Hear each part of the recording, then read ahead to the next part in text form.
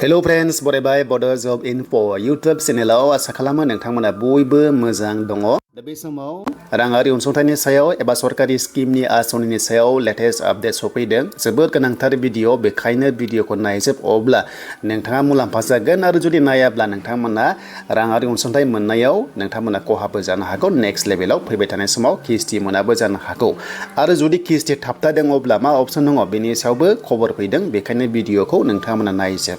मोनसे खावलायनाय जाय नोंथांमोना नैबे आंनि बड' जब इनफो अफिसियेल इउटुब चेनेलखौ दासिमबो साबस्क्राइब खालामाखै खालामना ला। सरकारि स्किम लननि सायाव नोंथांमोना भिडिअ मोनबाय थानो हागोन।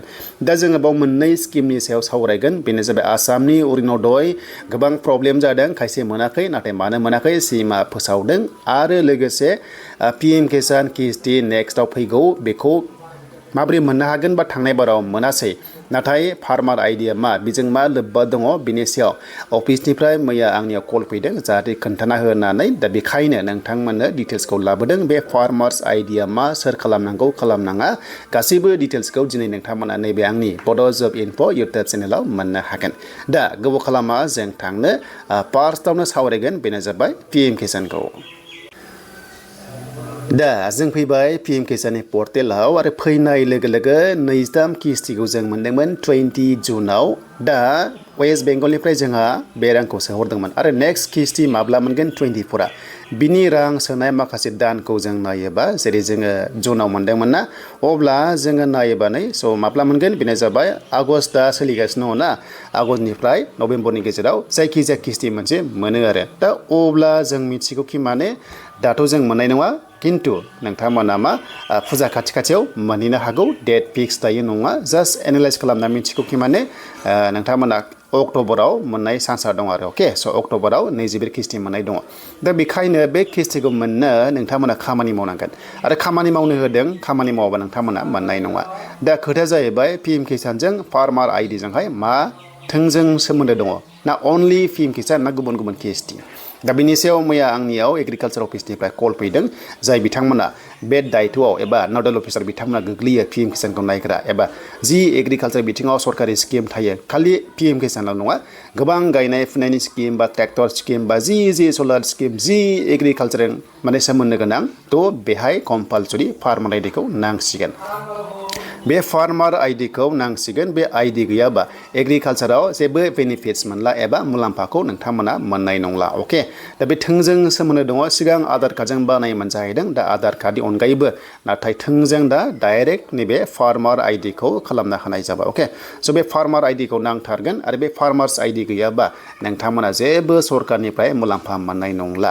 आरो बे फार्मार्स आइडि खालामनोबा मा नांगौ? स' बेखौ खालामनोबा जाय हा थायोना, हा जेनोखि नोंथांमोननि बा लेन्ड, अके, स' बे लेन्ड, थ' बे लेन्डआ मा जागोन मियादि जाथारनांगोन बा गावनि नामाव जाथारनांगोन। अके, गावनि नामाव जाथारनांगोन, अब्लासो बे फार्मार्स आइडिखौ बानायना होननानै बिथाङा फोसावहरदों। दा खोथाया जाहैबाय खायसे खायसे हायाथ' गावनि नामाव थाया, अब्ला मा अपसन दङ? स' गावनि नामाव गैयाबा ओरैबायदि अपसन दङ, नोंनि बिफानि नामाव थानांगोन, नाथाय बिफाया नोंहा थांनानै थानाय जानांगोन, बिफाया नोंथांना थांना थानाय जानांगोन, अब्ला मोनगोन। जुदि थैबायब्ला नाथाय जानाय नङा, फार्मार्स आइडिया थैबायबा जानाय नङा, नोंनि नामाव नोङो हाखौ दानस्लायथारनांगोन, बेबादि बुंदों आरो। अके, खोथाया बुजिबायना बयबो कि माने हाया लेन्डआ, अके, बे लेन्डआ नोंनि नामाव जानांगोन, मियादि जानांगोन, खिन्थु गुबुन हाया जानाय नङा। अके, मियादि जाथारनांगोन।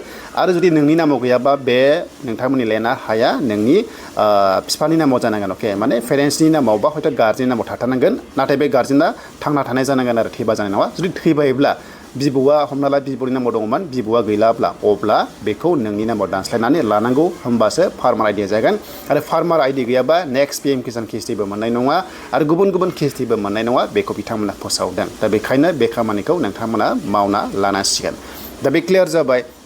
देन बेनिफ्राय DBTआवहाय माने बेखौ बुंदों कि माने खायसे खायसे बेंकनिफ्राय फैसाया माने रिफान्ड जाफिनदों आरो माने सरकाराव थांफिनदों। बाथ्रा जाबाय मा, नोंनि एकाउन्टाव राङा हाबाखै, जेनोखि बेंकआव हरो नालाय PM किसाना बे हाबाखै। खारन मानि थाखाय हाबाखैनो, जे नोंनि बेंकआ माने रेगुलार नङा, माने नोंनि एकाउन्टआ आरो। अके, स' नोंनि एकाउन्टआ एक्टिभ नङा आधार कार्ड लिंक गैया बा KYC नांना दं बिनि थाखायनो बेंकआव फैसा हरनाया बे किस्ति हरनाया नोंनि एकाउन्टआव हाबालासे बियो रिभार्स जाफिनो सरकारनाव थांफिनो आरो अके बेखायनो नोंनि एकाउन्टखौ जेब्लायबो एक्टिभ खालाम होमबासो सरकारनि फैसाखौ नोंथांमोना मोननो हागोन दा बे थांबाय पिएम किसाननिया फार्मार्स आइडिया कम्पालसरि नांथारसिगोन नाथाय हाया गावनि नामाव जाथारनांगोन एबा बिफानि नामाव जानांगोन नाथाय बिफायाबो थांना थानाय जानांगोन आरो गुबै खोथाया जाबाय हा मालिकआ थांनानै थानाय जानांगोन दा बेखौ जों मोनथिबाय दानिया जों थांसै बेनो जाबाय अरुण'दय दा जों फैबाय अरुण'दय 3.0 गोदाना 3.0 नि अनगायै जिथु फैनो गोनां 4.0 दङना बियो अक्ट'बर नभेम्बराव जागोन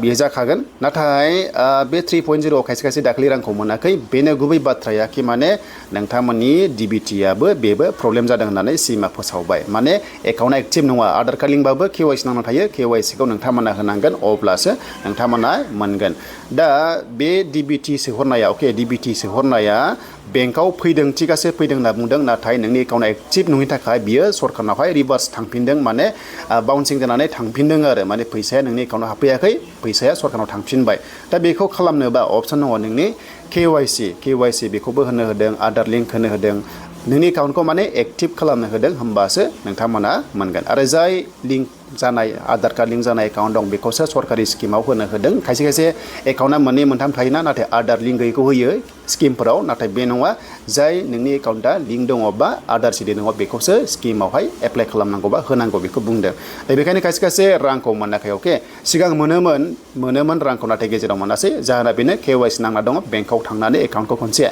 चेक खालाम मा जादों जायाखै रायज्लाय बेनिफ्राय ब्रान्च मेनेजारजों रायज्लाय क्लार्कआव थायो माखासे मावग्रा बेफोरबायदि एकाउन्ट्सखौ नायग्रा क्लार्कआव थायो जिरायो फ्रन्ट डेस्कआवनो जिरायो बिसोरजों रायज्लाय एकाउन्टखौ लांफा आधारखौ लांफा बेनिफ्राय नोंथांमोना रांखौहाय चेक खालाम देन मोजां खबरा बेनो न'खराव अरुण'दयखौ सानै मोनसिगोन होननानै सिमा फोसावदों माने बिहामजो मोनबा बिखुनजोआ लुगैयो बिखुनजो मोनबा बिहामजो लुगैयो होननानै बिदि बुंदों नालाय स' सिमा मोनसे आपडेट होदों आरो नोंथांमोना मा न'खराव सानै मोननाय खालामनो हासिगोन बे टाइपनि बाथ्राखौ बुंदों आरो अके नाथाय बे माब्ला जागोन बुंनो हाथ'वा नाथाय रेशन कार्डआ हर थानांगोन ना रेशन कार्ड थाथारनांगोन रेशन कार्ड थाबासो नोंथांमोना मोनगोन दा अब्ला बिथांनि बुंनाय बादिबा रेशन कार्डखौ किजानि न'खराव गांनै होनो हासिगौ आरो एक्सट्रा बिखुनजोनि थाखाय बिहामजोनि थाखाय बे दासिमबो फिक्स जाथ'वाखै नाथाय मोजां खबरा बेनो जे न'खराव सानै किस्ति मोननाय खालामसिगोन होननानै बुंदों माने बिहामजो बिखुनजोबो मोननाय नङाबा जास्ट मेगन सालायनाय बायदि बिदि दुखुनि बाथ्रा फोरमायदों आरो दा रेशन कार्डखौ जुदि गांनै होयोबा न'खराव जुदि गांनै होयोबा हमना ला बे मोनसे न'खराव